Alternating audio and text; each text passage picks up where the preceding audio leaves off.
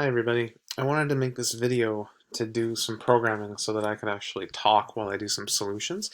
So I recognize this probably isn't going to be the most entertaining video I've ever done, but hopefully it's helpful for the assignment that you had to do. So feel free to skip around and fast forward to questions that you want to see and all that kind of stuff.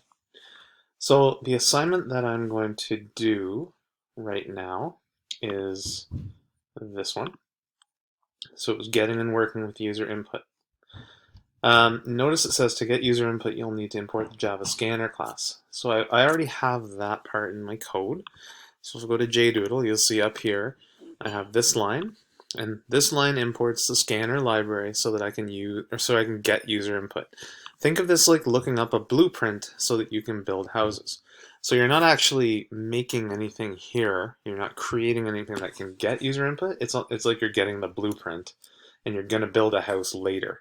Okay, so the other analogy is that this is like the recipe, and later you're going to make the cookies. Okay, you're just getting ready. You're importing the ability to do something. Now down here, this line creates the scanner object so that we can use it to get input. So think of it like using the blueprint to create the house. So you import the library, and then in the main area of the code, you actually write the line of code that creates the object that you can use.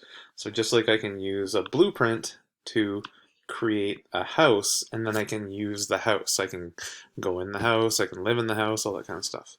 So that's kind of why the analogy of a blueprint and a house. So now that I have this thing called S, this is a scanner object, now I'm going to use this to get user input. So the first question in the assignment, ask the user their name and then just output that value to the screen. Okay, so I'm going to system.out.println, what is your name? So whatever I put on that line, excuse me, is going to be outputted here. So I execute, and you see what is your name. And I haven't done anything else, so the program's done. Now, what I'm going to do is I'm going to change it so that we actually get some input. So what I want to do is I want to use the scanner, S, and if I type dot next line and put 2 brackets like that, then it's going to get the next line of input from the user. And what I want to do is I know it's going to be a word, like a string of characters. It's not going to be a number. I want to save whatever the user types as a string. And in this case, since I know it's going to be a name, I'll just put name. And that's the full line. So it means I want to get whatever the user types in, and I'm going to store it in a variable that holds a string of characters. I'm calling it name. And then I'm just going to echo that to the screen. So I'm going to do this. So I'm just going to echo exactly what they type in. So right here is just asking the user to put their name in. Right here is getting whatever they type and storing it in a variable called name. And right here is just spitting out the value of the name variable. Now I'm in interactive mode, so I'm going to put my stuff in here. I'm going to actually input something here. So I'm going to execute this, and then it says, what is your name? I type John, I hit enter, and it should echo John to the screen. There we go, it worked. Okay? So that's the first one. So I'm going to label this question 1, and actually I'm going to take that part out. So question 1's here, and I'm going to take the scanner part, I'm going to paste that here. I'm going to be using the scanner over and over and over again. Okay, so I don't have to make another scanner every time. Think of it like if you were a home builder and you were going to build the exact same style of house in a neighborhood over and over again, would you need multiple blueprints to make the exact same house over and over and over again? No, you wouldn't. So I don't need to make another one of these to go do the next question. What I'm going to do here is I'm going to, to structure this so that we can all see all the answers. I'm going to do question 2, and I'm not going to delete this part, but what I'm going to do is I'm going to comment all of this out, and that way the computer won't run it. Okay, it'll ignore this stuff for now, and I can move on to question 2. So question 2 says, do the same as in 1, but this time output hello. So it should say hello, John, in my case. So I can actually copy and paste all of this,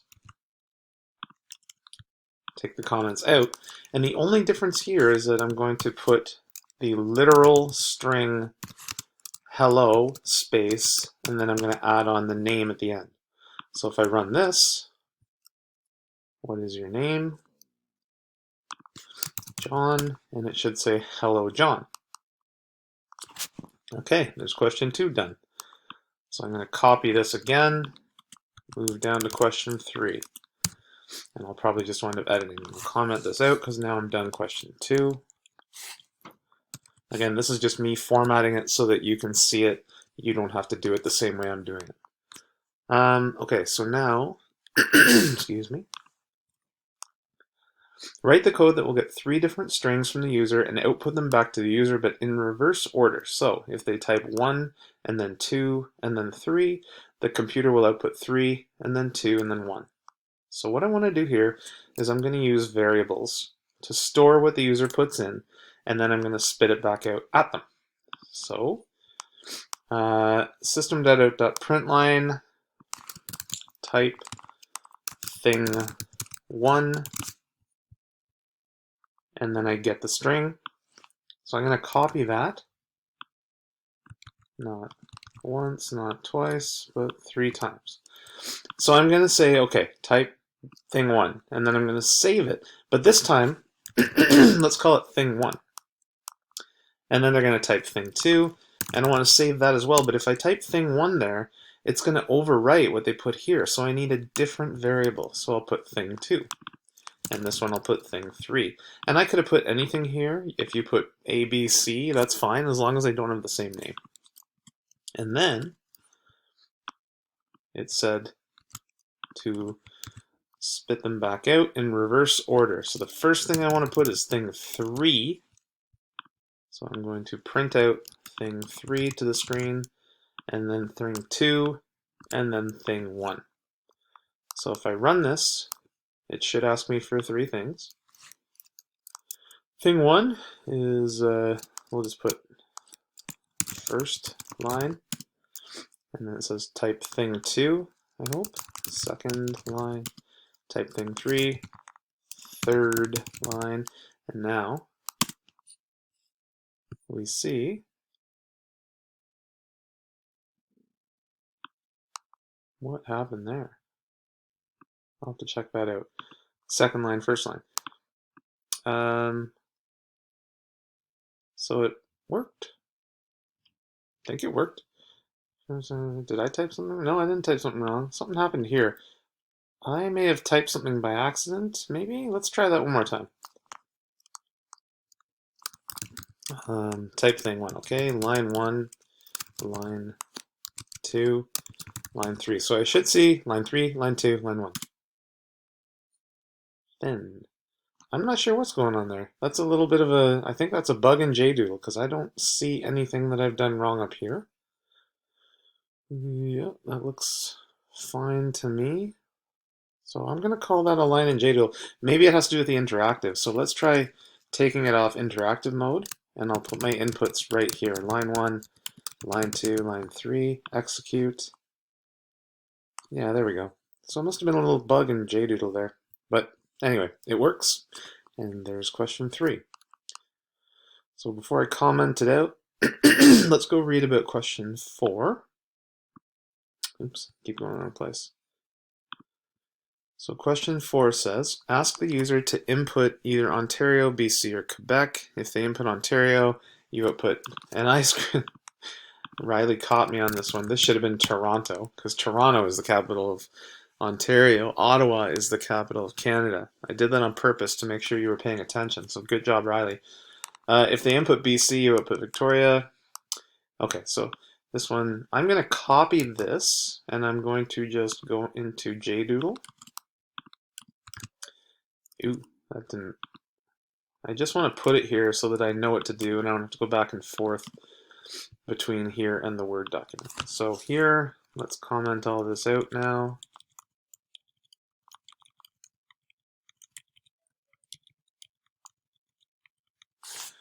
All right, so now we're on to question 4. Okay, so I'm going to take this out later. This is not code. I'm just putting it there so I know what to do. So it says ask the user to type in. So I'm going to ask the user to type in a province. So I'll call it prov. That's my type BC, Ontario, or Quebec. Okay. So I ask the user to type something in, and then I get whatever they typed in. So here I need an if statement. I'm going to say if prov, and a lot of people do this. So they go if prov equals, and then quotes BC, and then they open brackets, and then in here you would put system.out.println Victoria is the capital. Like that. And that's not wrong in terms of theory and what you want to do. But when you are comparing strings, if you're not comparing numbers, you can't do it with the two equal signs like you can with numbers. You have to put dot matches. And then in brackets, you say, I want to, this is essentially comparing the prov variable to the word BC. So if prov is BC, then we spit out Victoria is the capital. Okay? And then I'm going to do a couple of copy pastes. I'm going to change this to Ontario. I'm going to change this to Toronto. I'm going to change this to Quebec. And I'm going to change this to Quebec City. Okay? And that's great. That will work. I think we'll prove it. So I'll go take this out. I'll put in BC, execute. Should see, oh, what did I do? Oh, right, I forgot to comment this out like I said I would. So I'll take that out because that'll mess everything up. Okay, here we go. So I type BC, right? This is the input. Victoria is the capital. Let's change it to Ontario. Toronto is the capital. Quebec. So this works and it's not wrong, but if we want to make it even better, what I'm going to do is I'm going to put the word else here, here, and here too. So if someone does type BC, I'm not going to bother going to check all of this stuff, okay? Because if they type BC, that obviously means they haven't typed Ontario and Quebec. The way I had it before, you were doing 3 checks. You were checking BC, then you were checking Ontario, then you were checking Quebec, no matter what. So this is a more efficient way of comparing. So I'm comparing whatever they type to BC, to Ontario. If it was Ontario, I'm not going to go bother doing Quebec too. And the else is kind of a general saying, okay, if they don't type any of these, then what I can say is invalid input. So if they type BC, Ontario, or Quebec, that's great, they did it right. In any other case, we're going to say, hey, you did it wrong. Okay? And so these are all linked together by the else statements. So if this, then do this, but then don't do anything else. But if they don't do any of this, do this to tell them that's not right. So if I were to spell Quebec wrong, if I spelled Quebec with a K, it would say invalid input, except I forgot my semicolon. There we go. Okay? So that's a nicer way to do that question, but it wasn't mandatory in the assignment. Okay, so I'll take that out, take that out. Unfortunately, I don't think there's a way to do a general commenting out in JDoodle, so it takes a minute for me. If you're not fast forwarding this, you're crazy.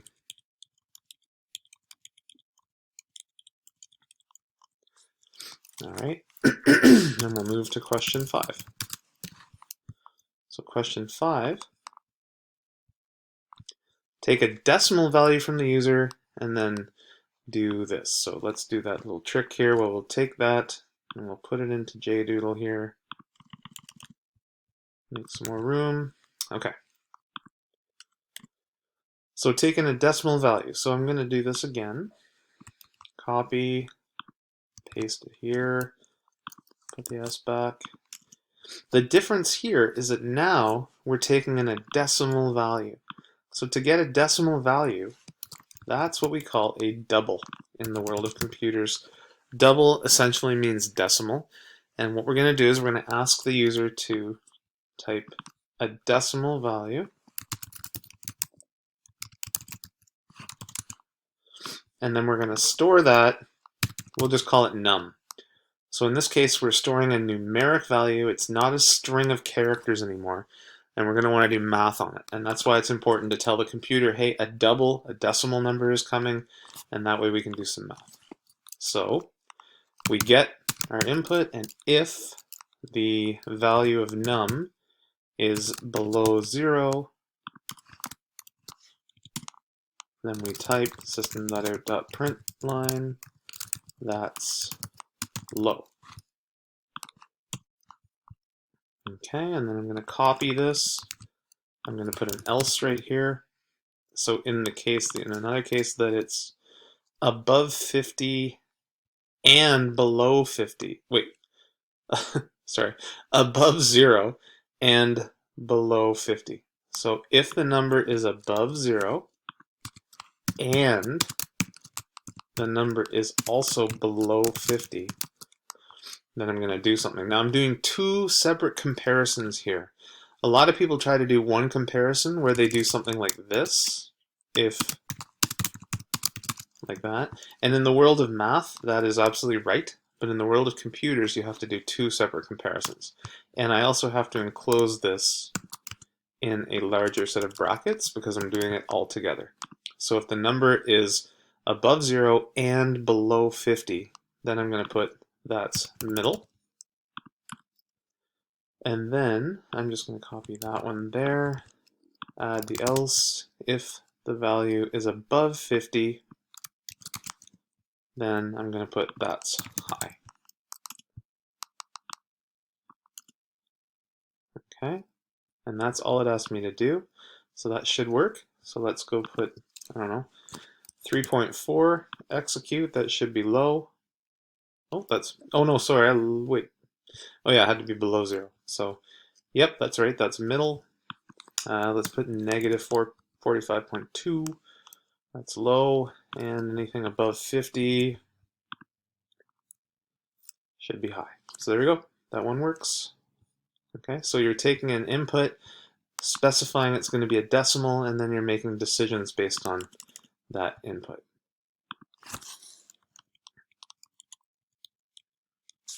Fast forward it.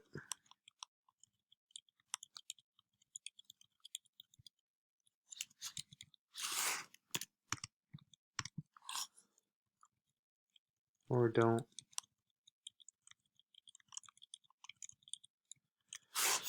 Okay.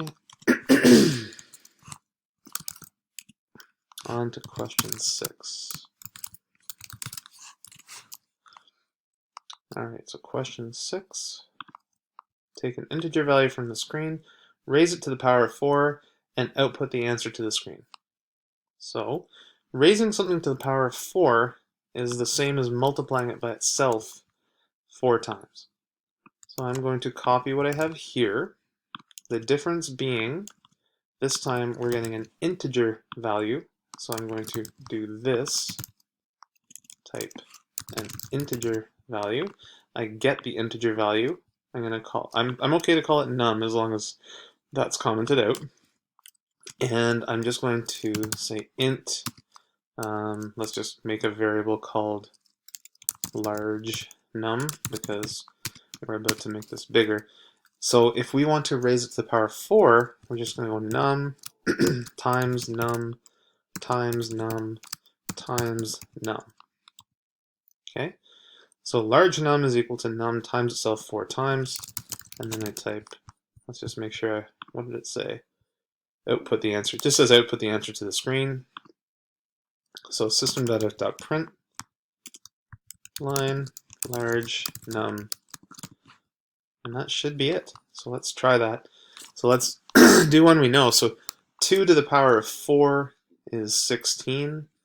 So let's try a 2. Don't try something really big, it'll break it. 16. 3 to the power of 4 is 81. 4 to the power of 4 is, I think, 256. Okay, great. Seems to work. So the only other thing you could have done differently, but this is a little more advanced, if you type math.pow, you can take num and raise it to the power of 4. Now you would have had no way to know that, but that's just something I'll show you as something to do it differently. Should work the same way. Oh, I lied. Didn't work. And that's because, why? Because I'm using, do I have to put double here? Yeah, there we go. So I guess I have to make sure it's a double because this function could return a decimal value, but that's fine too. So either way, doing it either way is fine. I just wanted to show you this means that you're going to raise a number to a power. So I use the math.pow and I say I want to take num and raise it to the power of 4. You could also raise it to the power of 3. Or no, I want everything to the power of 4. Num is the one that could be different. So if I put a 3 here, again, we should see 81. Just as a decimal. There we go. That works. So I'll comment that out. And we'll move on to question 7.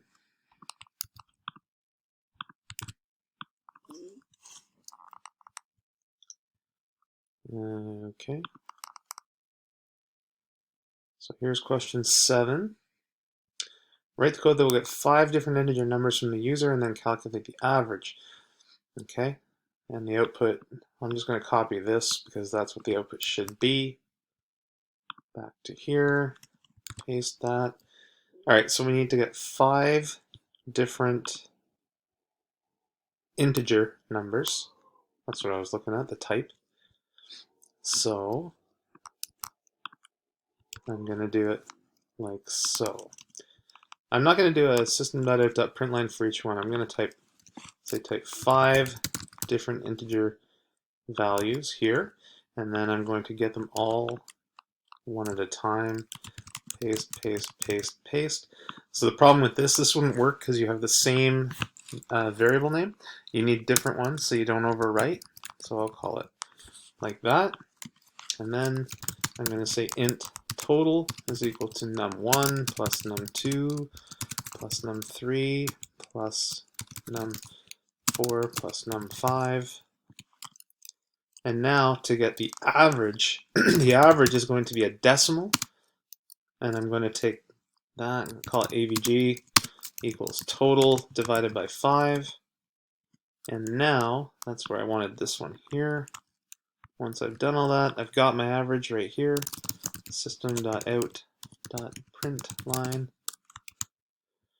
The average of those 5 numbers is, and then you spit out the average like that. So type 5 different integers, use next int to get each one, store them in different variables, add them up, divide by 5, and report. So if I put in, again, let's do some we know. So one trick I'd use with averages is if we type, say, 30, 40, 50, 60, 70, the average is the middle in this case. So it's going to be 50. We should see a 50 here. Oh, what did I forget? Oh, you know what it is? It's this little, when I did the copy and paste, it didn't recognize those quotes properly. So I'll make sure that these are the right quotes. You can see now it turns red, so it recognizes that. And, oh, still have one more. There, 50. Okay, so that works. And if I were to type some other numbers, I don't know what the answer to this is going to be, but let's just try it out. I'm going to say average is going to be around, let's go 60. Oh, I'm terrible. Anyway, that's how it works. Okay, so that works. It gets all 5, adds them up, and you have the average. Okay, so again, fast forward.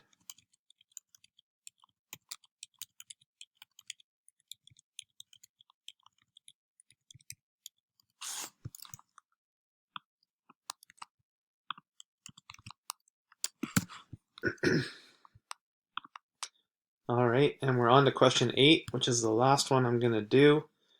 In BC, a letter grade system is used. So basically you want to convert the numeric grade to the letter grade. So what you want to do here, and I can't copy and paste that unfortunately, so I'll have to go back and forth here a bit. So I go to my code, and we tell the user to input the numeric grade,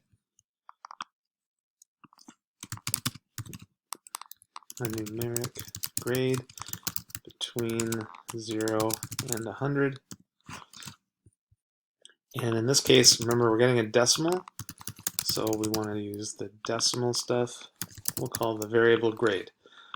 So we ask them to type something in, and we're going to store it as a decimal or a double variable and store it as grade. If grade is below 50, let's start there. So if grade is below 50, let's go check out exactly what we're supposed to do in the assignment. It says just output the letter grade. So if they're below a 50, that means that they're a fail, an F.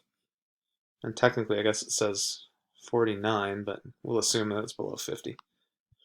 So back we go. So if grade's below 50, then system.out.print line F. Sorry, it's harsh. And then we continue to grow this. So I go back here, I should say. And it looks like a C minus is between 50 and 59. So anywhere from 50 to 59 is a C minus. Oops. So if grade is below 60 and it's also above 50. Now again, you need a bracket around that whole thing, and that would be a C minus. And now that I have that done, it's going to make it a little easier because I can kind of copy and paste the format from here. So 60 to 66 is a C. You know what, just for the sake of time, I'm just going to do C and then I'll go do A as well. I'll just do C. So, because it's going to be the same thing over and over again.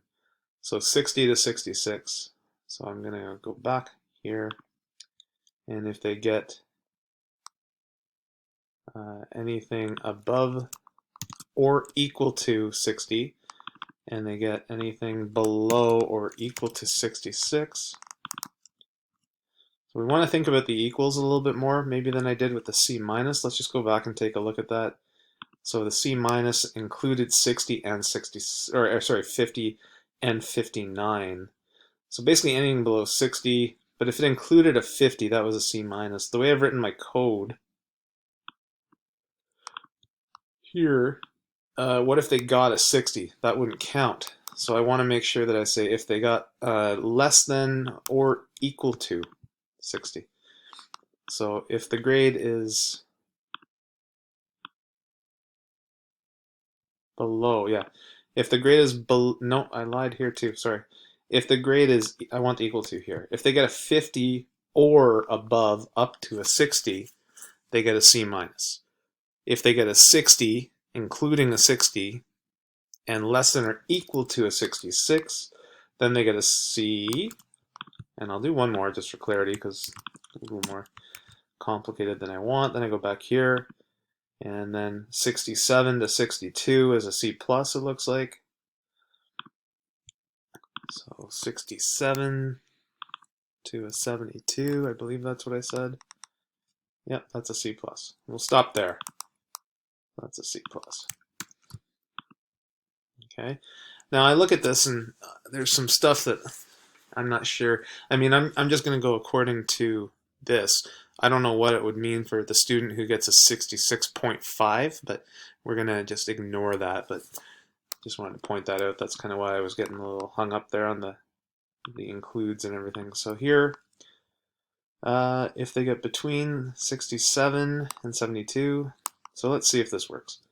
I'll take out these inputs. I'm going to put a failing grade. Let's put a 30. So I should see an F. Let's put in a 51. So I should see a C minus. Put in a 62. Should see a C.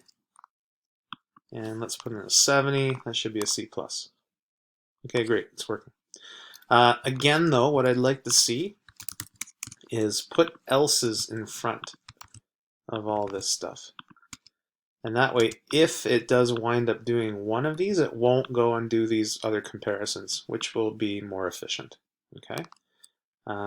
So you would continue on in that fashion and do everything up to the A to make it work. And that would be question 8. So I know there's one more challenge, but since it was just a challenge question, I'm not going to do it.